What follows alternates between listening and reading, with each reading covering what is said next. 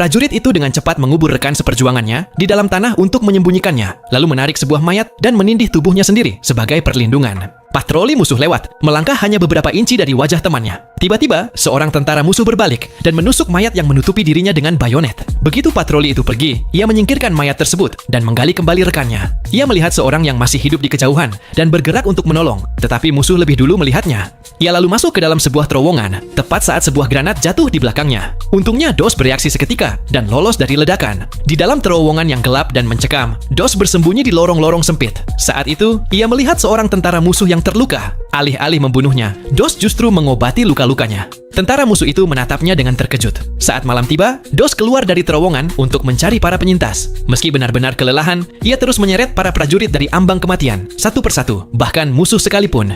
Rasa lelah mulai menguasainya. Kakinya mulai gemetar dan tangannya bergetar hebat. Tetapi ia tidak mau berhenti. Ia tahu bahwa rekan-rekannya masih menunggunya. Ia pun berdoa, "Tuhan, tolong izinkan aku menyelamatkan satu orang lagi." Setelah menyelamatkan satu orang, ia berdoa lagi, "Tuhan, tolong satu lagi." Tangannya sudah terluka dan robek karena tali. Ia turun dari tebing, namun tak seorang pun di bawah mengerti dari mana mereka berasal. Yang mereka tahu hanyalah bahwa ada seorang prajurit gila di atas sana yang sedang menyelamatkan nyawa. Sang kapten yang terperangah itu bertanya, "Siapa orang gila itu?"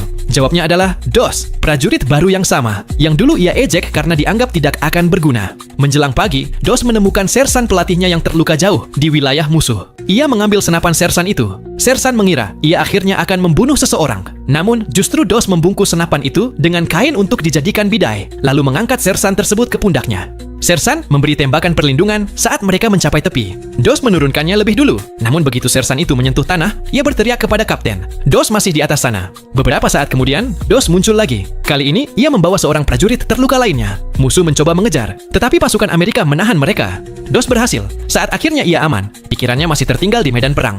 Ia bahkan tidak bisa berdiri. Kapten lalu bertanya, "Apakah kamu terluka?" Air mata lalu memenuhi mata Dos. Ia tak mampu berkata apa-apa. Seluruh unit berdiri dalam keheningan dengan penuh hormat, menghormati sang pahlawan yang telah kembali dari neraka. Dos mungkin tidak menyadarinya saat itu. Tetapi malam itu, ia telah menyelamatkan 75 nyawa dengan seorang diri. Nah, cuplikan film yang terinspirasi dari kisah nyata ini bisa kalian saksikan dengan judul Hacksaw Ridge 2016.